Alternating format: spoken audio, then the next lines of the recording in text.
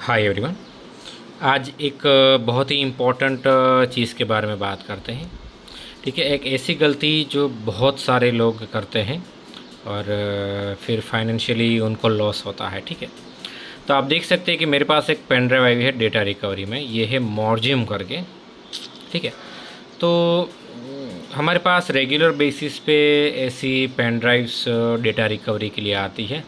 Specially EVM, लैबकेयर, माइक्रोसैंड है, Amazon की जो खुद की पेन ड्राइव आती है वो है, फिर मास्टर है, जियोनिक्स है, सिम्ट्रॉनिक्स, कंसिस्टेंट, स्ट्रॉन्टियम और ये वाली मॉर्जियम।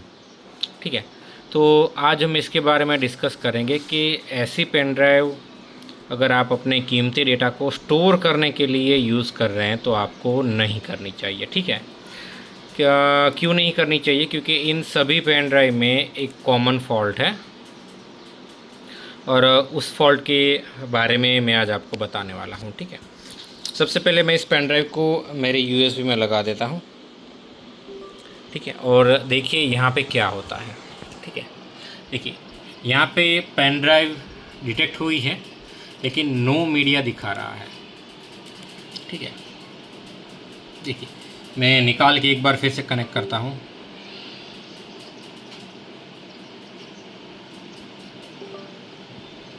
ठीक है, तो देखिए पेन ड्राइव में कोई भी मीडिया मुझे दिखा नहीं रहा है। ठीक है, तो डेटा एक्सेस करना इनक्रेडिबली हार्ड हो जाता है यहाँ पे। ठीक है, तो ये प्रॉब्लम इस तरह की पेन ड्राइव में बहुत ज़्यादा होती है। कई लोगों की कंप्लेन है कि हमने तो सिर्फ एक ही बार यूज़ की है और सेकंड टाइम में ऐसा प्रॉब्लम हो गया। ठीक है, तो लोग गलती क्या करते हैं कि यहाँ पे एकदम चीप वाली पेन ड्राइव वो ले लेते हैं। मोस्टली अगर वो ब्रांडेड भी लेते हैं ना, तो ब्रांडेड में भी जो सस्ते में कॉपी आती है ना, या तो ऑनलाइन जो कॉपी मिलती है वो वाली पेन ड्राइव वो बाई करते हैं और फिर उस पेन ड्राइव के अंदर अपना कीमती डेटा स्टोर करते हैं। ठीक है, ऐसा करने से उनको प्रॉब्लम क्या होती है कि ये सारी पेन ड्राइव कभी भी फेल हो जाती है और फिर इसके अंदर जो डेटा है वो उनको रिकवर करना होता है। रिकवर करने में चार्जेस भी लगता है, इसलिए मैंने कहा कि ऐसी पेन ड्राइव से अगर आपको लगता है कि आपने 2 पैसे बचा लिए तो एक्चुअली वो आपकी गलती है। सूनर और लेटर आपको फाइनेंशियली लॉस होगा ही होगा, क्योंकि इस टाइप की पेन ड्राइव है वो आपका डेटा लंबे समय तक स्टोर नहीं कर पाएगी। ठीक है, मेरे पास तो एक दिन यूज़ करने के बाद भी फेल हो जाने वाली पेन ड्राइव आती है डेटा रिकवरी में। ये केस ऐसा ही है, कस्टमर ने 2-4 बार ही इसको यूज़ किया है और फिर उसने बोला कि ये बंद हो गया। ठीक है, तो ऑलरेडी इसका डेटा रिकवरी तो हमने कर लिया है। ठीक है, लेकिन वीडियो रिकॉर्ड करने का पर्पज़ ये है कि अगर आप भी पेन ड्राइव बाय कर रहे हो तो आप इस चीज़ को ध्यान में रखिए कि आप स्टैंडर्ड ब्रांड के साथ जाइए, पहला। दूसरा, कभी भी ऑनलाइन बाई मत कीजिए, हमेशा लोकल स्टोर से लीजिए और उनको रिक्वेस्ट कीजिए कि भाई आपको वो ओरिजिनल पीस दे, कॉपी नहीं।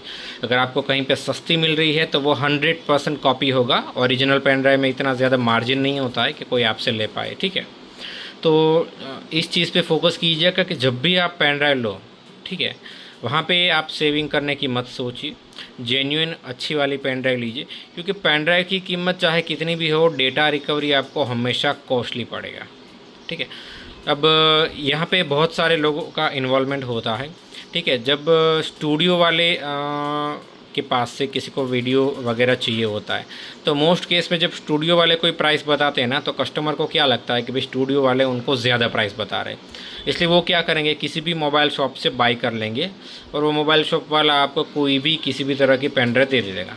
ठीक है, या तो ज़्यादातर लोग ओवर स्मार्ट होकर ऑनलाइन बाई कर लेते हैं किसी भी ब्रांड की। ठीक है, ऑनलाइन तो आप अगर ओरिजिनल भी बाई करते हो तो भी श्योरिटी नहीं दे सकते कि वो ओरिजिनल ही है, जब तक आपके पास नहीं आती, आप किसी नॉलेजेबल पर्सन को वो चीज़ नहीं दिखाते।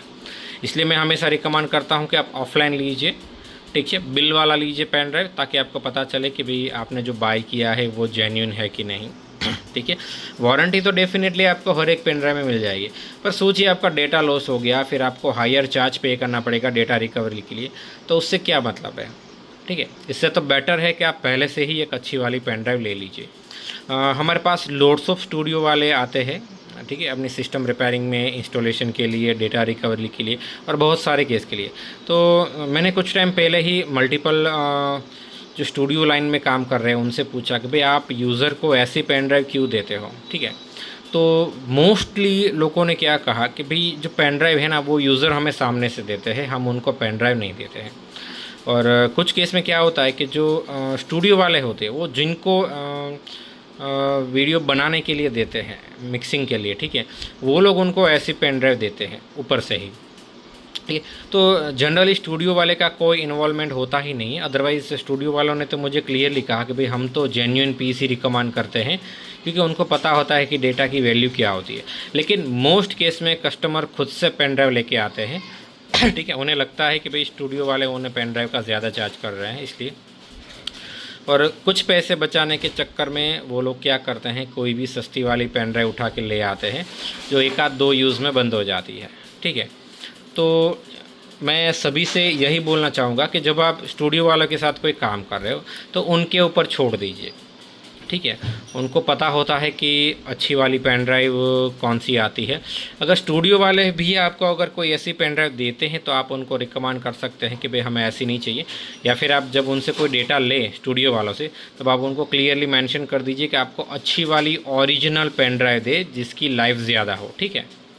लेकिन मेरे ख्याल से स्टूडियो वाले तो हमेशा सैंडिस और एचपी ही रिकमेंड करते हैं, ये मेरा एक्सपीरियंस है। मैं इसके जो स्टूडियो वाले मेरे से काम करते हैं, हमारे साथ जुड़े हुए हैं, जिनका रिपेयरिंग हमारे पास आता है, जो हमसे मटेरियल परचेस करते हैं, ठीक है, उनकी अगर मैं बात करूँ तो मैंने कुछ स्टूडियो वालों से पूछा इसके बारे में, तो वो पर्सनली तो सैंडिस या एचपी ही रिकमेंड करते हैं।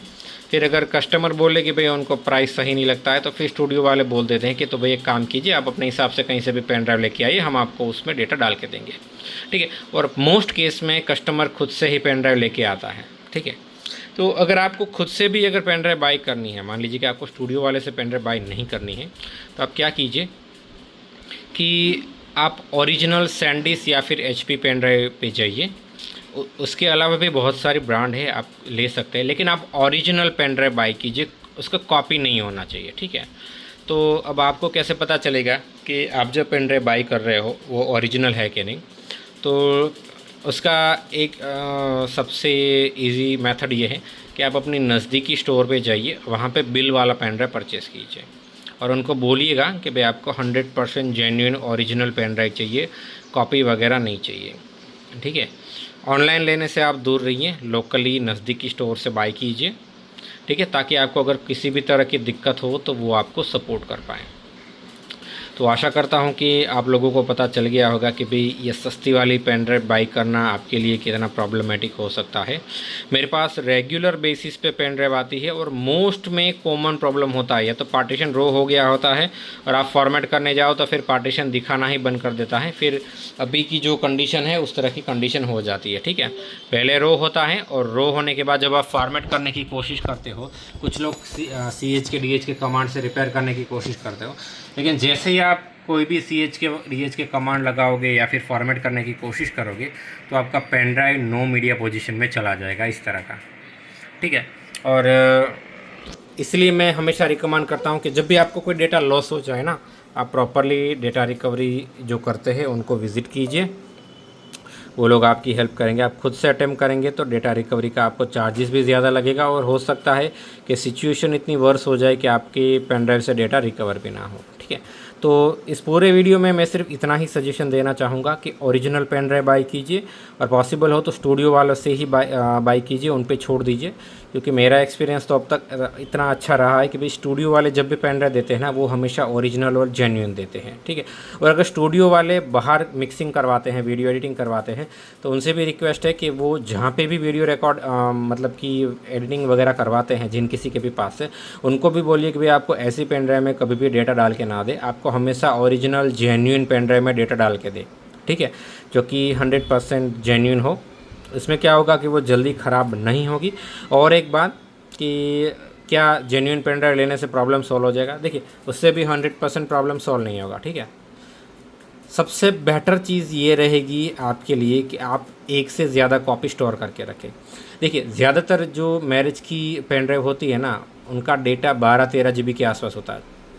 तो आप क्या कर सकते हो कि आप नया अपना एक ईमेल एड्रेस बनवा सकते हो और अपनी गूगल ड्राइव में वो 12-15 जीबी का डेटा परमानेंटली स्टोर करके रख दीजिए, कॉपी करके रख दीजिए। फिर एक ओरिजिनल पेन ड्राइव लीजिए, उसमें आप डेटा कॉपी करके उसको अपनी अलमारी में वगैरह में स्टोर कर दीजिए और एक एडिशनल पेन ड्राइव रखिए, वो चाहे आपको कोई भी रखनी हो, ठीक है।